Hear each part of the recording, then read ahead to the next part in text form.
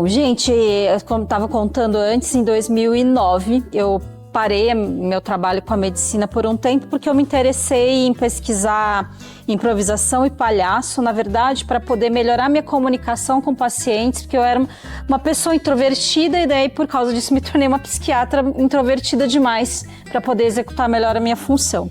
Então, eu fiz uns cursos de improvisação Jogando no Quintal.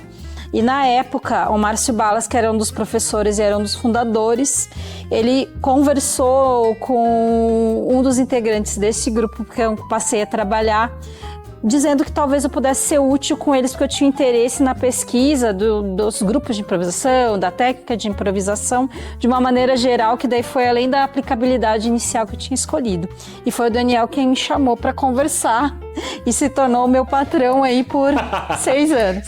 Verdade, por 6 anos lá nas Barbixas, né? Que loucura, Lalita. Né? Trabalhando o quê? Criatividade, que é o tema que a gente vai estar conversando. Meu trabalho lá tinha a ver com comunicação e criatividade, né? Que é um tema que a gente vem conversar, tem tudo a ver com a improvisação.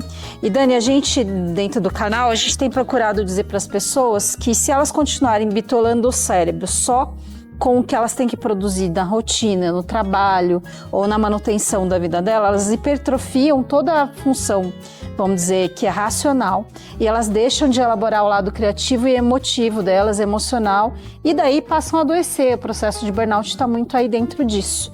E que eu acho que a gente deve inspirar as pessoas ao processo criativo, independente delas serem da área criativa, né? Então a gente tem conversado com pessoas que não são necessariamente produtores de um conteúdo criativo, mas que elas possam falar como elas se utilizam da criação, né?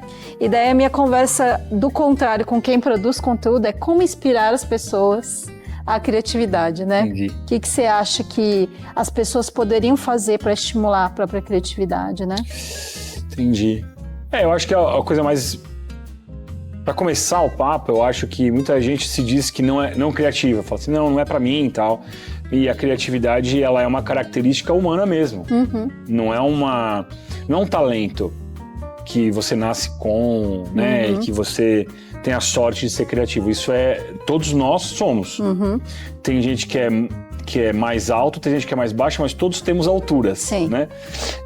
E criatividade é a mesma coisa. Todos temos alguma criatividade. A gente pode achar uma pessoa mais criativa ou não, mas também isso é uma coisa qualitativa. Não tem a ver com...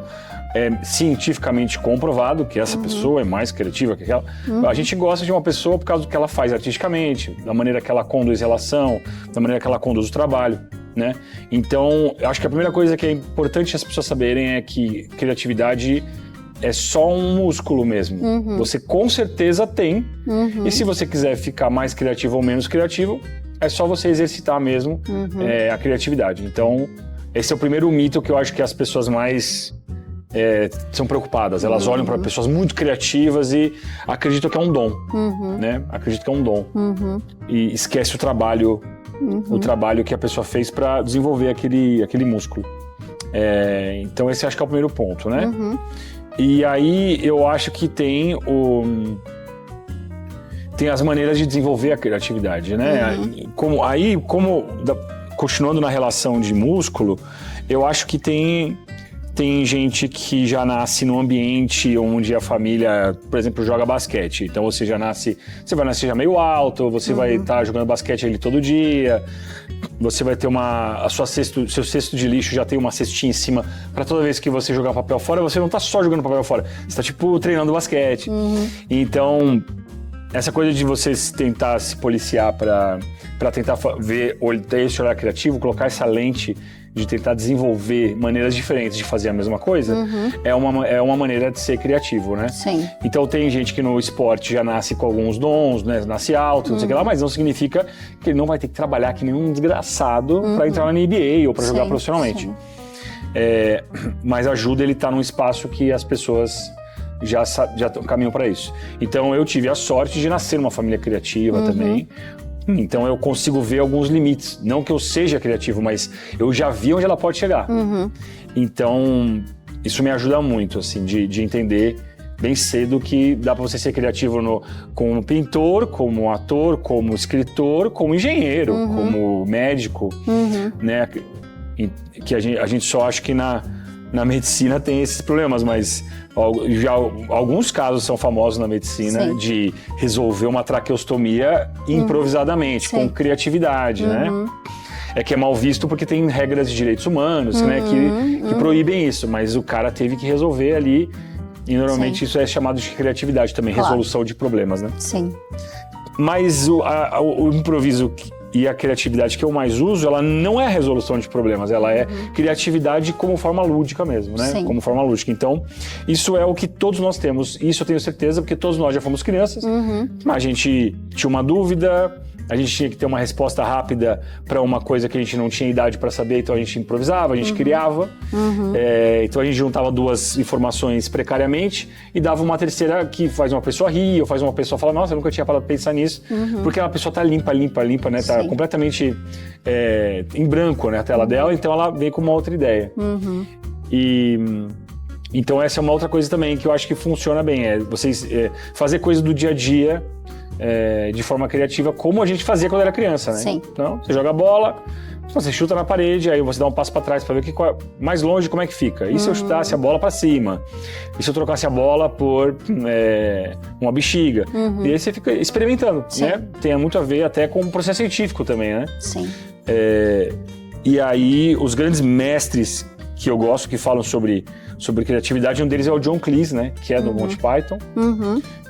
E aí ele vai para um lugar que é mais de trabalhar com isso, que eu não sei se esse é o caminho aqui, né? Que as pessoas que trabalham profissionalmente com criatividade. Mas para a pessoa comum, entre aspas, a pessoa que acha que ela não é criativa, eu acho que é isso, é você brincar de achar outros caminhos para fazer a mesma coisa, né? Sim. Tem gente que fazia isso no escritório que eu achava divertido, que era tipo pegar a caneta no porta-canetas. Dá pra você fazer assim, mas dá pra você ir pegar com a boca. E é isso, tipo, são coisas simples que dão uma revigorada e deixam você constantemente ali tentando deixar mais mole, né, essa parte lúdica, né? Pra que esse músculo, quando você acesse ele consegue segurar e até te ajudar a resolver problemas práticos e problemas reais.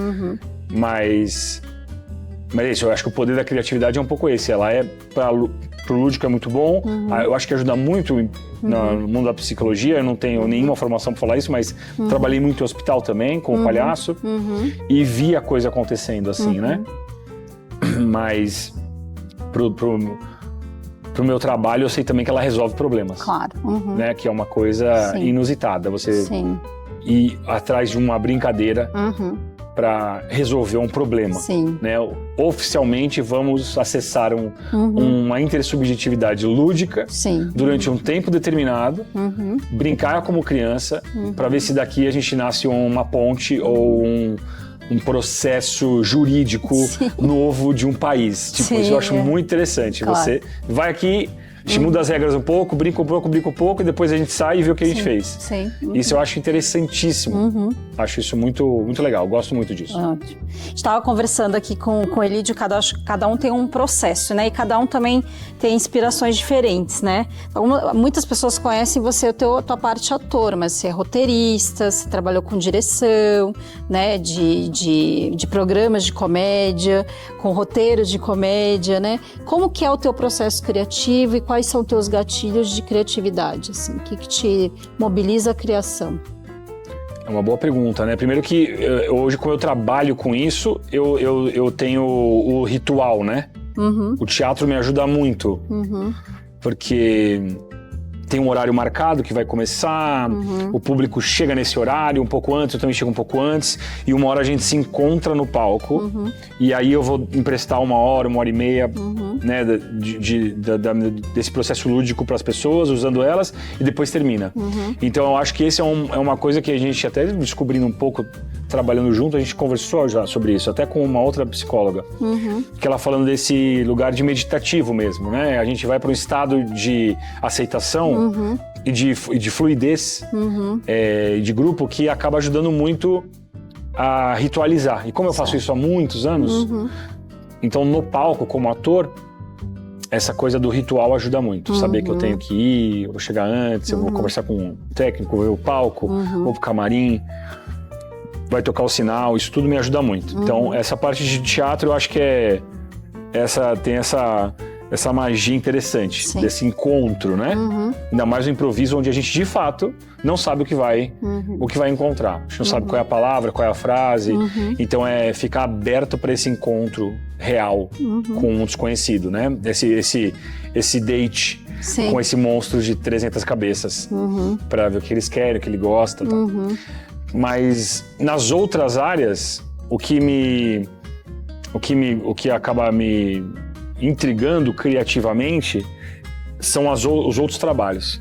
São os outros trabalhos de outras pessoas. Eu gosto de ver outros trabalhos, eu gosto de ler livros e ver trabalhos de cinema, música, gosto muito de música, quadrinhos. Então, eu sempre tive essa sensação de estar um pouco nesse caos, assim. Certo. Que é uma coisa que eu acabei herdando do meu pai um pouco, né? E também descobri que não é uma coisa do meu pai, é um padrão artístico mesmo, né? De artistas plásticos, tá? Meu pai é mais do que um artista plástico, mas os artistas plásticos têm essa confluência de entrar numa zona de meditação, onde eles ficam mais sensíveis a capturar tudo e eles propositalmente deixam tudo ali. Sim. Então você tem um quadro que você gosta, enquanto você está ouvindo uma música, tem um livro aberto numa página, tem uma cor que você está pesquisando, que está ali, tem um livro de física que você está de olho. Então você meio que deixa tudo ali e nesse lugar zen que a gente entra, acho que é o trabalho principal da criatividade é você criar uma linha reta entre duas coisas que não tem muito sentido. Sim. Então essa aqui acho que é uma coisa que é muito gostosa de fazer. Muita gente chama isso, nem acha que isso é criatividade, né? Eu também às vezes acho que não é, porque a gente só está propositalmente colidindo ali as coisas. Sim. Então você começa a se interessar por jardinagem e começa a se interessar por comédia. Então você faz uma linha por esses dois, né? Então você junta Friends com jardinagem. Então você junta Quentin Tarantino com uma guitarra. Então aí você fica esse fio condutor de duas coisas que supostamente não tem sentido. E só de criar essa linha, de fazer essa linha, as pessoas falam, nossa, que coisa nova que você criou. Mas na verdade ela é talvez uma colagem desses dois. Ou filho dessas duas coisas, né? E você só estava lá parindo, literalmente. Você estava lá quando aconteceu. Sim.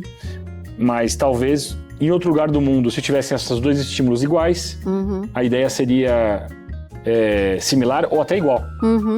Então você teria a mesma criatividade, né? Sim. Então essa é uma coisa que eu costumo fazer. Eu tento deixar minha casa organizada, mas o lugar onde eu trabalho eu tento deixar com estímulos diferentes. Diversos.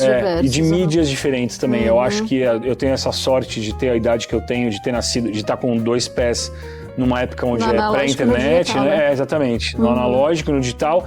E ter essa ligação com meu pai artista, né? Que tem mais analógico ainda. Sim, sim.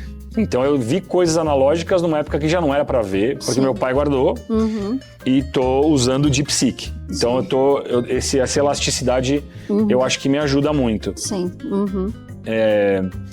Então essa é uma coisa que eu herdei muito, né?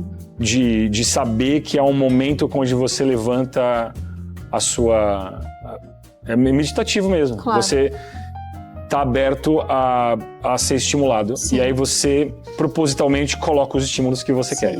Então... E o que hoje em dia você vive cheio de projeto, né, Dani? Mas quais são os projetos futuros próximos seus? O que você tem vontade de fazer nesse momento ainda que tá próximo do seu alcance, mas ainda não foi atingido?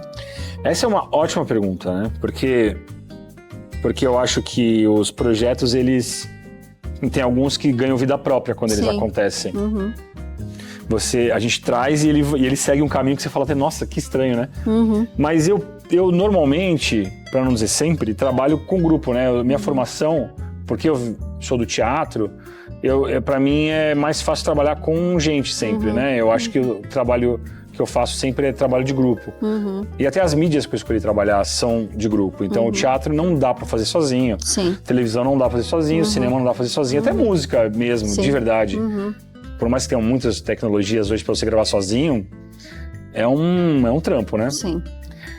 Então eu gosto dessa coisa colaborativa. Os projetos que eu já fiz muita coisa do bucket list, né? Do óbvio a ser feito, assim.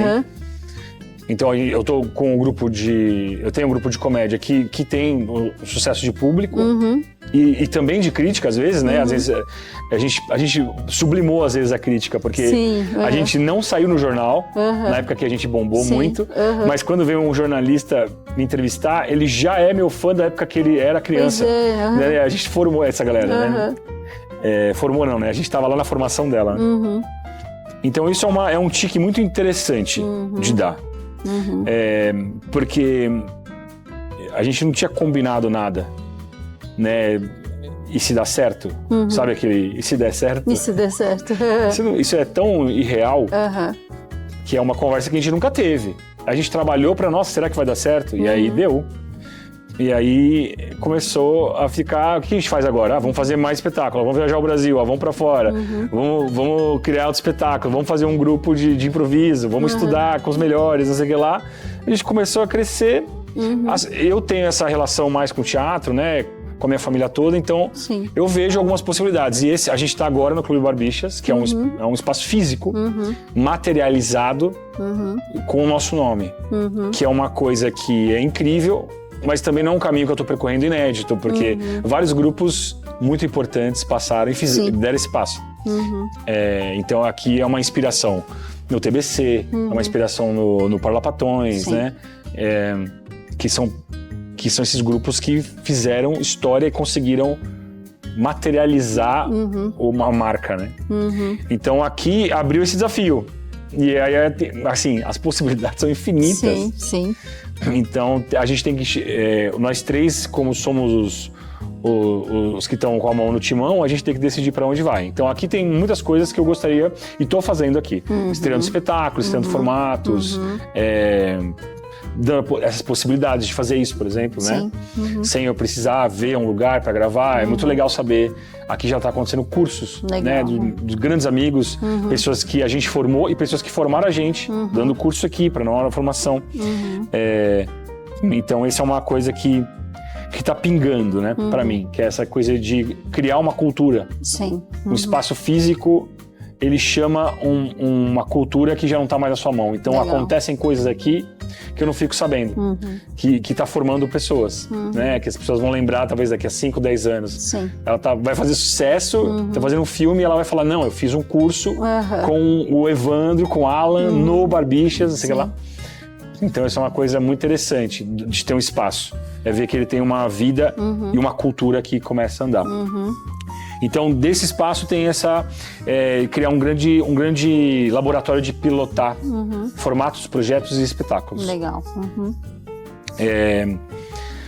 Na televisão, eu tô sempre fazendo alguns formatos na televisão, né? Recentemente agora a gente conseguiu vender um formato para Globo agora, então esse ano eu vou fazer eu vou escrever, eu tô como co-criador com mais 2 pessoas de um programa de comédia que vai estrear na Globo esse ano.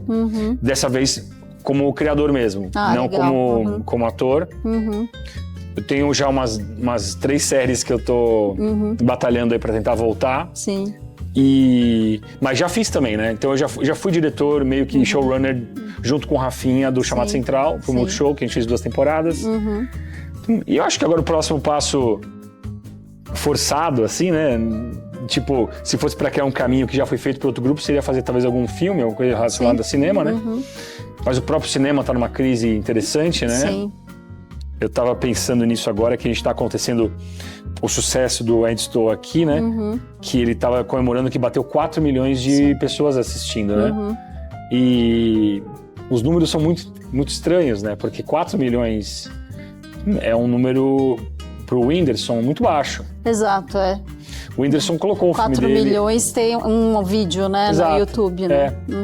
E aí eu fico pensando nisso, assim, o cinema tem até dificuldade de se colocar no novo mercado mesmo, né? Porque hoje esse número significou muito no passado. Tipo, disco de ouro, disco de platina, era 100 mil cópias vendidas. Mas isso assim, 100 mil é um vídeo que deu errado dos Barbixas, assim. Tipo, nossa, o que será que a gente fez de errado nesse vídeo? Então até esses números estão Então precisando atualizar. Então essa crise do cinema pode ser que a próxima mídia, a próxima coisa que ele faça como grupo não seja mais o cinema, porque já não é mais... Não é mais tão relevante. Mas tem a ver com o cinema, não com a gente. Eu tenho um projeto que eu tô fazendo junto com também música e comédia, né? São as duas coisas que eu adoro, né? E muito por culpa da minha família, que meu pai gosta muito de comédia, sempre me ensinou comédia, e minha mãe trabalhou muito com música clássica erudita, mas também popular.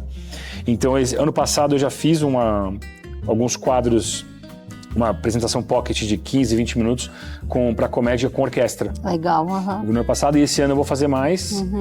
Estou trabalhando com a Orquestra de Santos e com a Orquestra de Santo André. Ah, legal. E a Orquestra de Santos está interessada em fazer um trabalho de educação utilizando humor, né? Educação para jovens, para crianças de música, educação musical. Legal. Então, usando comédia, usando o teatro e tal.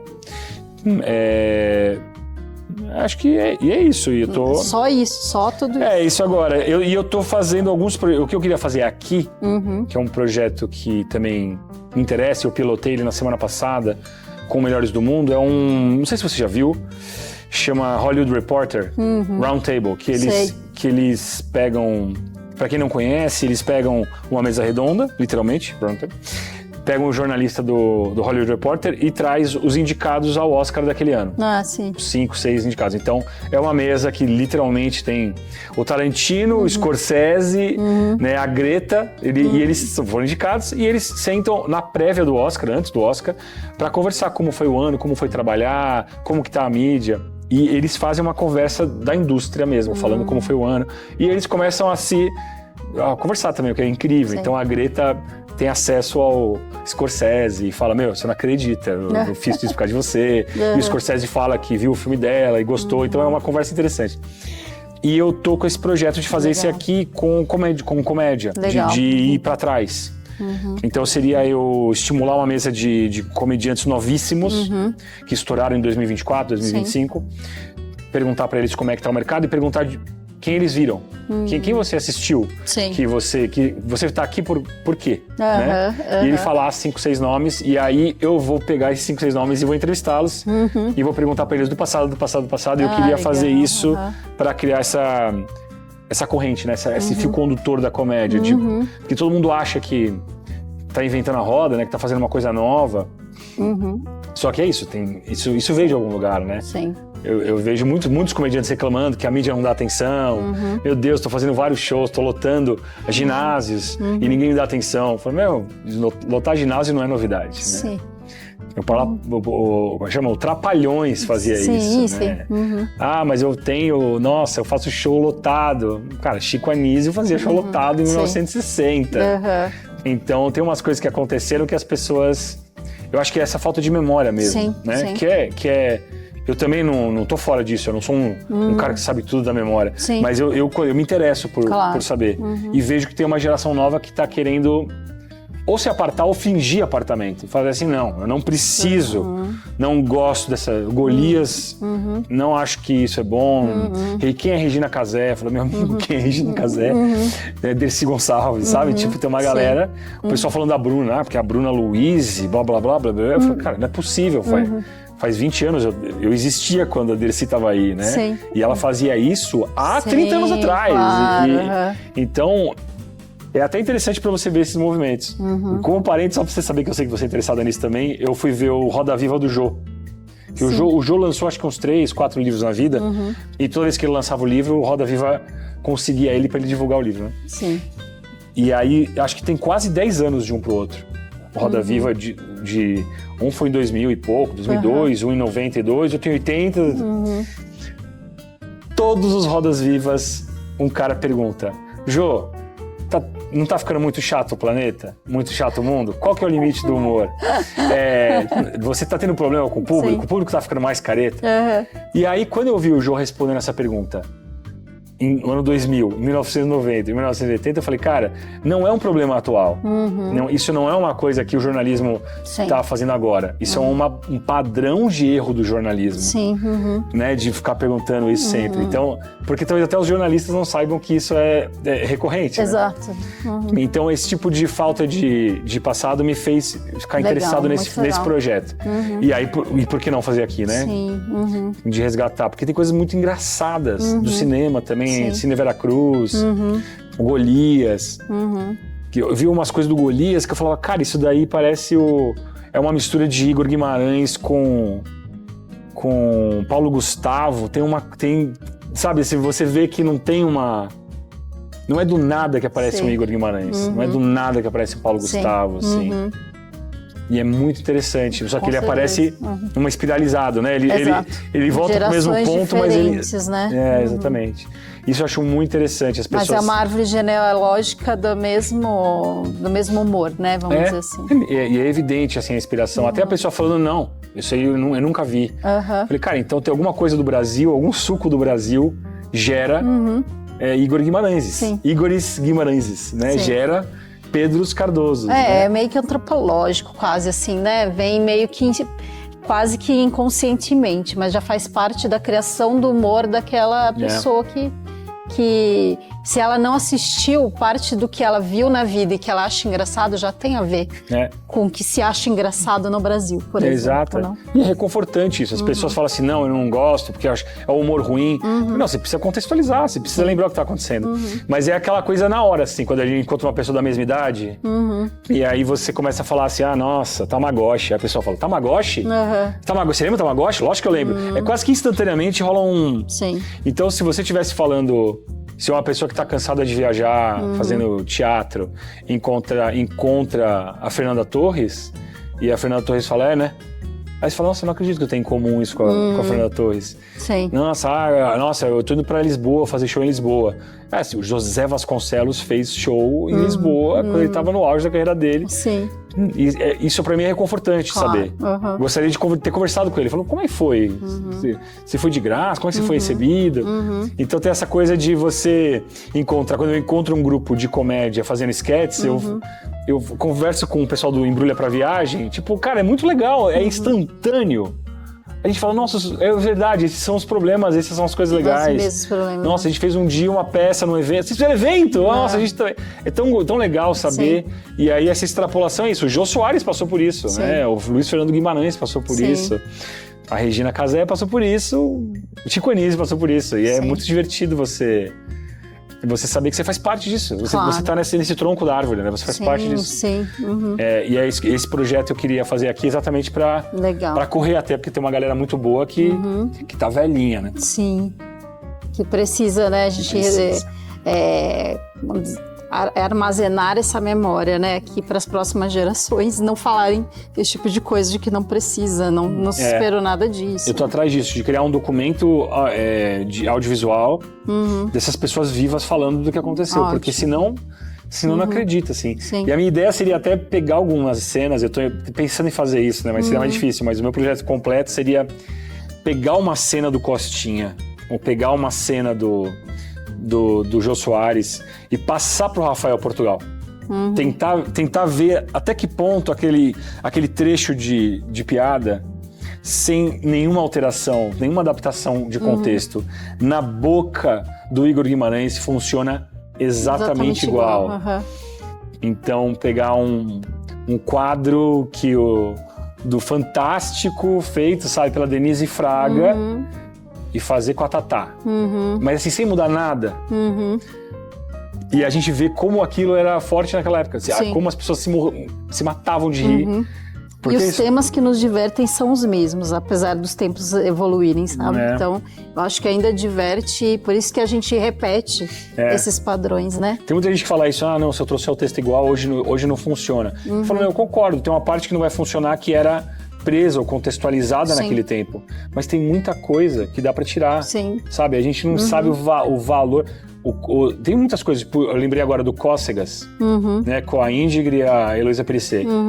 Cara, aquilo foi, assim, estrondoso. Sim. As pessoas se mijavam de rir. Foi uma coisa que lançou um monte de gente. Eram duas mulheres fazendo...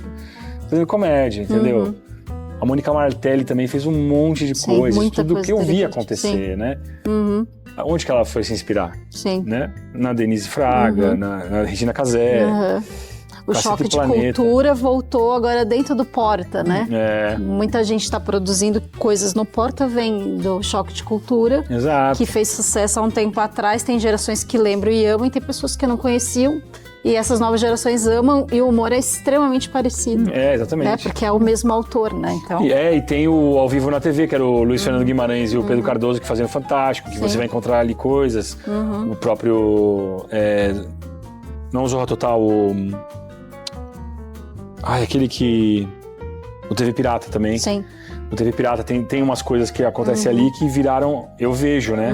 Mas tem uma autenticidade também no trabalho deles, que eles são de outro estado, não é do eixo Rio-São Paulo, então vem umas coisas divertidas Sim. também, né? É bom ver essas coisas nascendo em outros lugares. Claro. Com a influência, mas ela vem diferente. Sim. Então isso é uma... É isso, esses são... Dos projetos que eu lembrei só são tudo esses. isso, só tudo isso. Dos projetos que eu lembrei agora são esses. Esse ano tá tomado já. Tá. Muito obrigada, Vidani. Imagina, obrigado você. Adoro esses projetos que você faz. Continue fazendo. Obrigada.